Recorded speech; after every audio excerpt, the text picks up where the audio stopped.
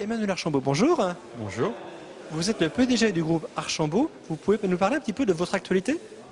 Alors aujourd'hui, nous avons fait une porte ouverte dans l'entreprise, au bateau Archambault, c'est-à-dire à Dangers-Saint-Romain, qui est une porte ouverte à l'occasion de la sortie de notre nouveau voilier A31, qui était donc le premier de la gamme de la voilier A.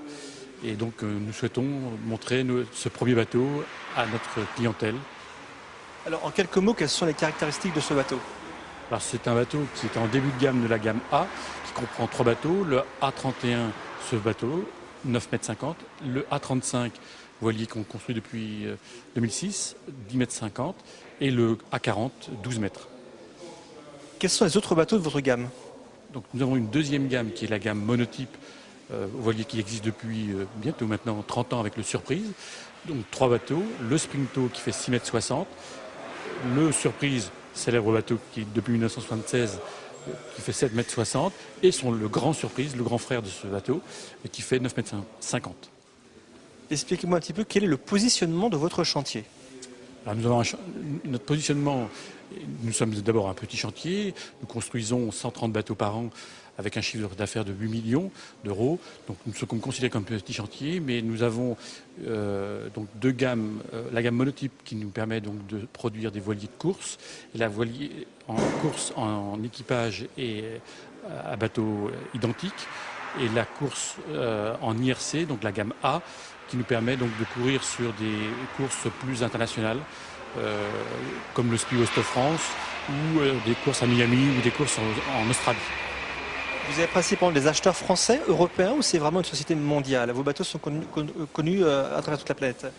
Alors nous avons la chance d'être mondialement connus. Nous avons environ 35 représentations dans tout le monde, à travers l'Europe bien sûr, entre l'Italie, l'Espagne, la Suède et l'Angleterre, mais aussi en Australie où nous sommes très représentés, et maintenant au Canada et aux États-Unis.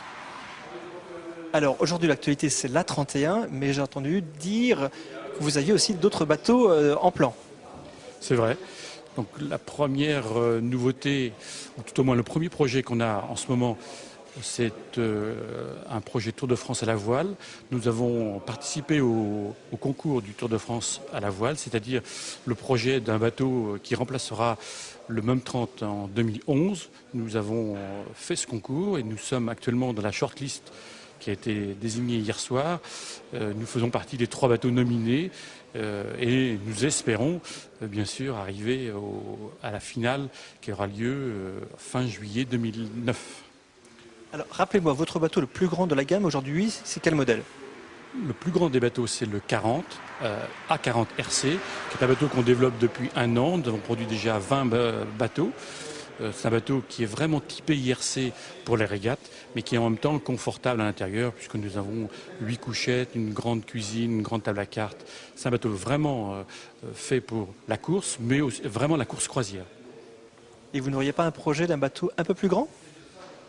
Bien sûr, nos clients cherchent toujours à vouloir plus grand. Et nous avons dans nos cartons un premier projet, un premier dessin d'un futur 50 pieds sur lequel nous allons travailler pour répondre peut-être à des nouvelles règles qui vont avoir lieu pour la Commodore's Cup en 2010. Donc également un bateau de régate. Tout à fait. D'abord avant tout de régate, donc un bateau construit de façon sophistiquée, au niveau de la coque et du pont, avec des appendices carbone, des mâts carbone, pour justement répondre d'abord à la régate, mais en même temps des bateaux qui peuvent faire une seconde vie dans la croisière. Alors Emmanuel, pouvez-vous nous parler en quelques mots des caractéristiques de construction de vos bateaux? En fait, on a 3 types de fabrication qui existent. C'est la fabrication au contact traditionnelle que tout le monde peut faire, c'est-à-dire quand on a un moule, on met tous les tissus les uns après les autres en imprégnant avec de la résine au contact. C'est comme les canoës qu'on fait dans les clubs. Donc c'est une technologie qu'on appelle fabrication, comment on appelle ça, au contact, tout simplement. Voilà. Et puis ensuite, l'avantage c'est que c'est simple. On pose tous nos tissus et on met de la résine, mais on ne contrôle pas la quantité de résine. Donc, c'est développé de nouvelles technologies qui sont l'infusion et l'injection, qui sont assez similaires, La différence, c'est que dans l'injection, on a deux moules. On a le moule mâle et le moule femelle. Donc sur le moule mâle, on pose tous les tissus, on referme le moule femelle dessus, on fait le vide et on injecte la résine. Ça, c'est de l'injection et c'est la fabrication de nos pots. L'infusion, comme on va la voir maintenant, c'est une construction un petit peu plus simple, à savoir qu'on a un moule mâle, qui est donc la partie qu'on voit dessous. On pose tous nos tissus et au lieu d'avoir un moule rigide qu'on repose par-dessus, c'est une bâche. Une bâche, en fait, c'est un polyane transparent, vous voyez ici, et en faisant le vide, la bâche vient s'appliquer sur le moule.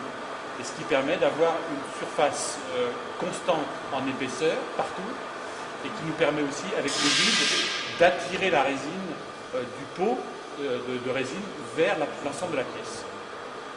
Donc là, on va vous faire une démonstration sur le tour ici. Et cette partie-là, c'est l'entrée du roof du A31. Donc on voit l'entrée du roof ici, avec la partie qui sera ouverte pour la cabine. Ici, c'est le compartiment moteur. Et ici, on peut apercevoir, si vous approchez, une porte ici et une porte là. Donc nous essayons de construire des bateaux dits de course, à savoir sophistiquer la construction dans la légèreté, dans la rigidité. Donc nous utilisons les techniques d'infusion, d'injection, pour justement répondre à ces caractéristiques. Injection, ça nous permet d'avoir des ponts très propres, aussi bien extérieurs et intérieurs. Infusion, ça nous permet d'avoir des ponts, des coques très rigides, tout en ayant de la légèreté. Et en même temps, répondre à des nouvelles normes, au moins si elles n'existent pas, mais elles commencent à se développer en termes d'environnement pour nos salariés. Emmanuel, merci pour toutes ces informations. Merci à vous d'être venu.